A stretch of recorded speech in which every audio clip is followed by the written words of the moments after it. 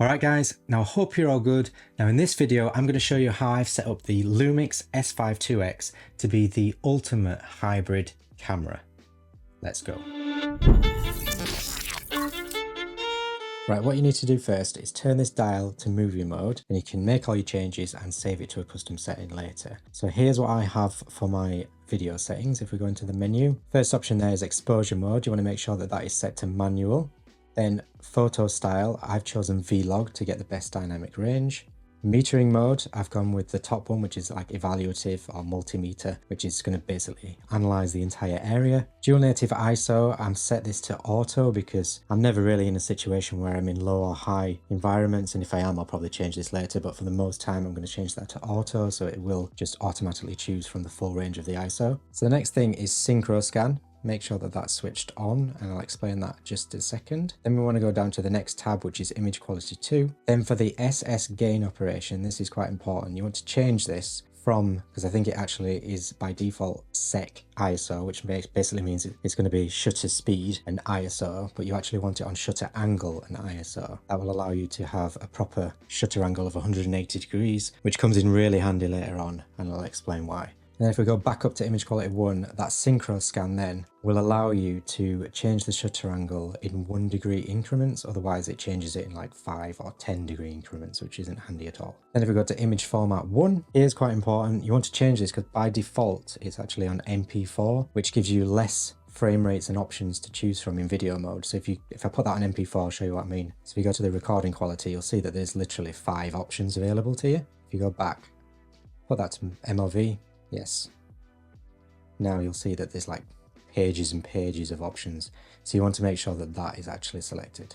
Image area of video, that's full frame or APS-C, pixel to pixel. Full frame for the majority of the time. It will actually change to crop when it needs to. Record quality, for this instance, I'm just going to choose 4K 25p, 422, 10-bit, long op because I don't have very expensive memory cards and I don't want to deal with the massive file sizes of all iIntra. So a really handy thing to do here, which will actually come in handy later and I'll show you what I mean, is in the record quality my list, you can actually take some of these options here because there's so many and you're not going to use them all. Quite a lot of them are pretty much redundant if you shoot certain frame rates or certain options all the time. You're not going to want to scale through that list every time. So what you can do, for example, is if I go to the top, 6K, 25p, 420, 10-bit, whatever it is, you can actually press the Q, which will add it to the list. As you can see, I've already added it to my list. So if you just go down those, if you do it in order as well as to what you're going to use the most, because it actually saves them in the order that you saved them. For example, if I go to my list, you'll see that I've got 5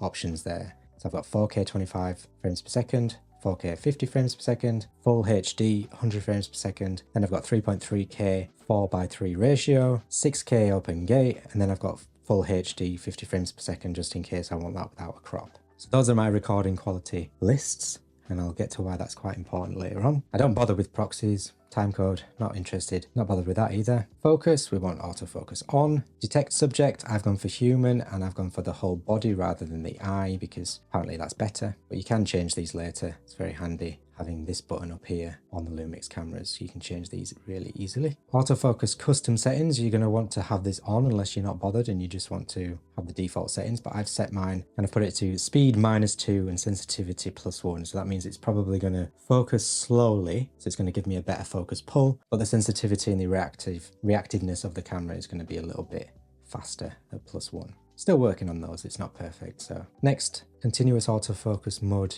2, that's where I've got it set to, which means that it will just work all the time, whereas mode 1 will only work when you're recording, whereas I want it when I'm not recording as well, so it actually pulls focus and I can see what's in before I press the shutter. Autofocus assist light, I don't have that on. Peaking, I have that on. Again, you can set it to whatever you want. I've done it to +2 just because I want a bit more showing on the screen. Next, we're going to go to the audio recording. And obviously I want that on because I want to be able to see the levels on. Then if we go to sound recording level adjust, I have this on the lowest just because I prefer to use the gain on the microphones that I'm using, which is either the Rode or something else. If it doesn't have its own gain on the microphone, then I'll probably put that to -12. Everything else I just leave on default. So then if we go to others, Image stabilizer. Now I tend to change this on the fly and I just have the dual IS, which is the built-in IBIS of this and the IBIS of the lens as well, having working together. I don't like to use the E-stabilization that much because I do find that it jerks and it moves whenever I'm panning and stuff. So I only use that in certain situations and I apply that to a function button later. Same with Boost IS. Very rarely use that unless I really need a tripod shot. And then that's it for that section. Then if we go to the settings cog, here, I want to go to ISO increments, change that to a third, so it changes every third value. Extended ISO on, because sometimes I like to drift below and above. Then face priority in multimetering. I like to keep that on because quite a lot of the time I'm focusing on subjects and things like that with people. And I think that's it for that page. So next, if we go to focus and shutter and go down to AF, AE, lock hold, I like to have that switched on. I've also got it assigned to a custom button. That means that essentially I can lock my focus, I can lock my exposure just by the press of a button, so nothing drifts and nothing moves. This feature is really handy. It's autofocus and manual focus on. For example, at the moment I've got it on autofocus. As you can see, it's focusing on the lens in front, but I can actually just turn the focus ring and override the focusing on the fly, which is really handy to do. Then if we go to MF guide, that's really handy to have on as well. So if you click on that, I like to set it to meters because I'm from the UK and don't understand feet. But essentially, if we go back to the screen, you'll see that when I focus, you can see it tells me the distance on the screen over here of where I'm focusing and how far away I am. Next, we have focus ring lock. I have that off.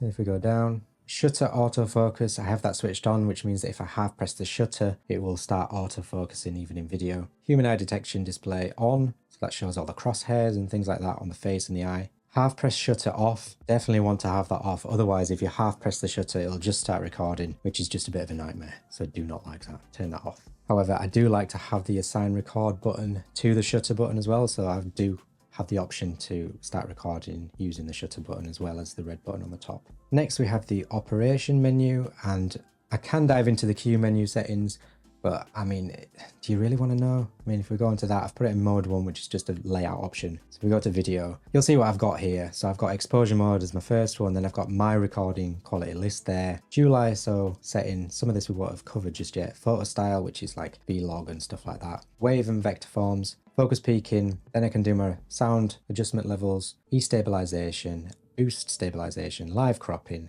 metering mode, and focus transition.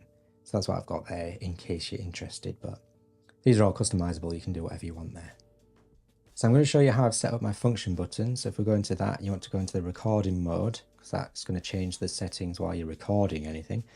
I never change any of the default buttons because I find that Panasonic has like got it nailed. So you've got white balance, you've got ISO, you've got exposure compensation, you've just got everything where you need it. And especially this button here, which is just assigned for all your autofocusing functions. It's just really handy, really well laid out. Panasonic have definitely got the best layout when it comes to cameras, in my opinion. So it allows me to customize everything else so much better and add features that I probably couldn't add with things like a Sony or a Nikon or something like that. So what I've done is the first custom button available to change that isn't preset is this back arrow here. So I've changed that to auto white balance lock because I quite like to shoot in auto white balance on the fly. And if you can lock your white balance while you're recording, that's very handy as well. Let's go to the next page. I really do not change any of these here because I don't ever swipe on my screen. So I don't ever use that, find it a bit redundant, but it doesn't matter. And on the front, next to the lens, there's another function button there called FN2. Now I've set this to autofocus lock and auto exposure lock. So when I press that, it will lock the exposure and it will lock the focus where it was and where it is at that moment in time, which on the fly, you're recording somebody, that's really useful. So we go to the next page. So this scroll wheel is really handy because I've got it set to my ISO, so I'm constantly using it. So allowing me to have 4 extra custom buttons. So for example, at the top, I've got that set to E-stabilization, so I can expand my stabilization when I want on the fly. On the left, I've got that set to my record audio levels. On the bottom, boost IS. So this is my biggest tip when it comes to this camera, and that's assigning a custom button. Doesn't matter which one you do, but I've assigned this one here to be my recording options list, which if I click on that, it brings up all my record options that I've saved previously, and then I can instantly just change into 4K 50.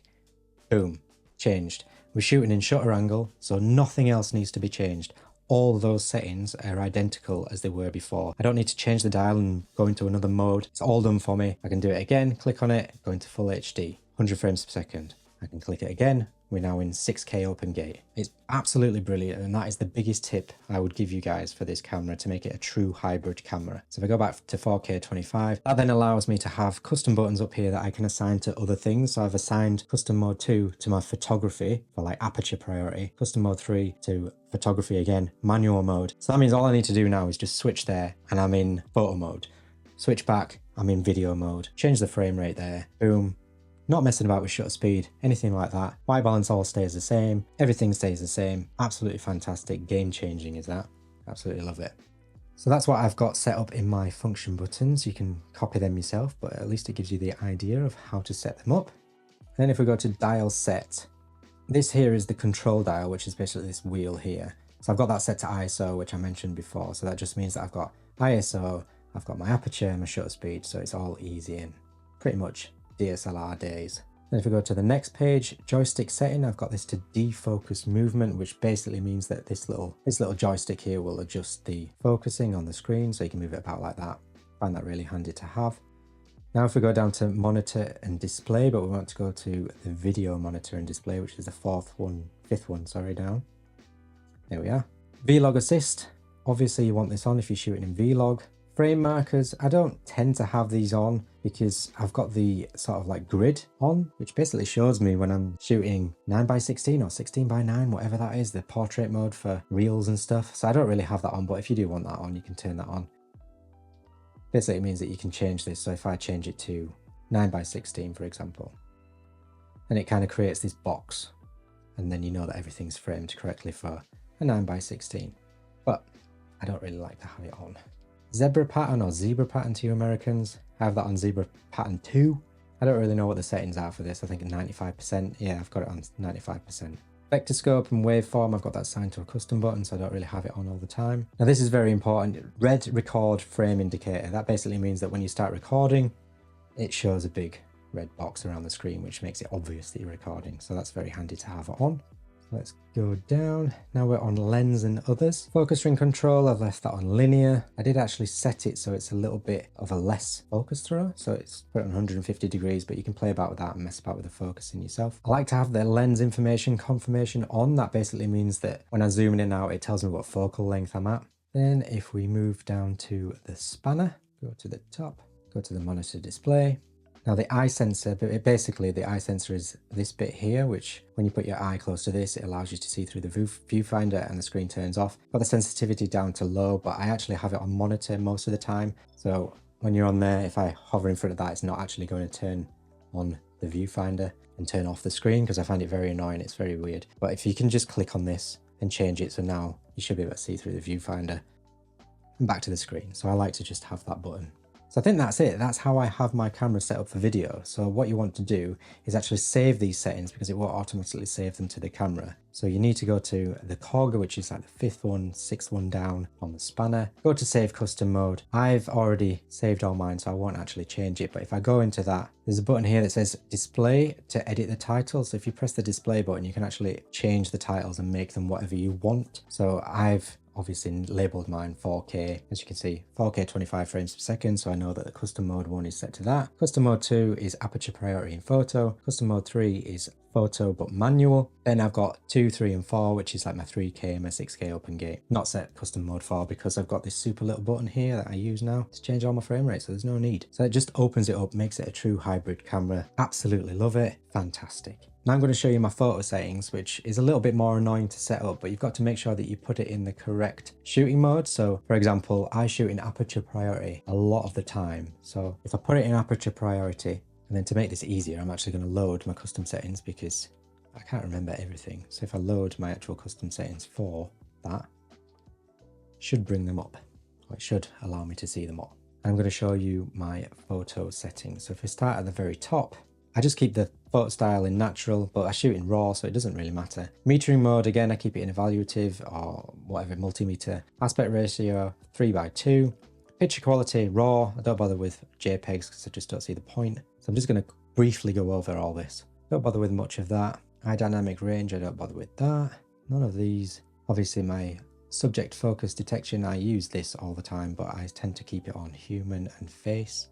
Still keep peaking on. I keep it very similar to what I do for video really.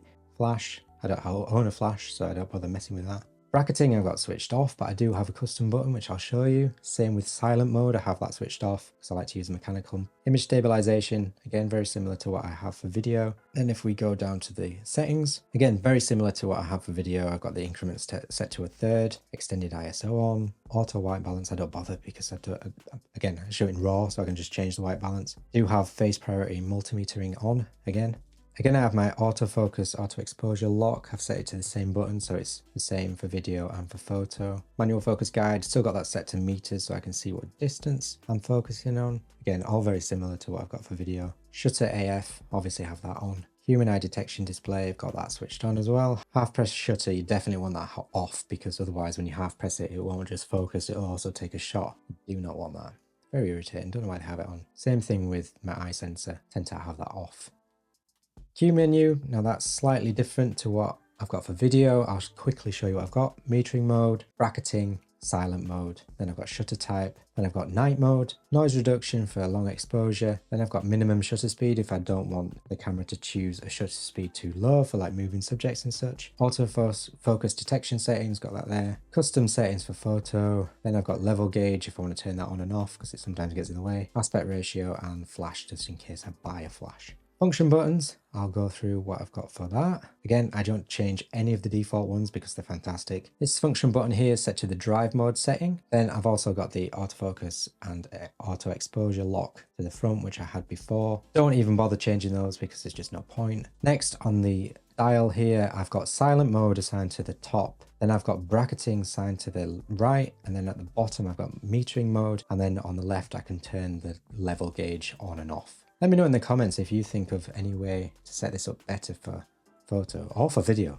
I mean, I don't mind. This is just how I've managed to set it. Again, dial set, I've changed this to ISO. Joystick, definitely want that on so I can move the focusing box around. And I think pretty much it really. I've got my photo grid line, which I didn't mention before, but I like to have that on so I can see the rule of thirds. Always have that on really, I never shoot without it. I think that's it really. And again, once you've set this up, you want to go to your spanner, 6-1 down, save custom mode, and then I'll save that to C2. So that's how I've got my camera set up for a true hybrid experience. So now we've got it in video mode, the flick of a switch, we're in aperture priority for photos, amazeballs. Then we can go into manual mode if we don't want aperture priority, and then we can just go back to our video mode and change the frame rates on the fly. I mean, that is amazing.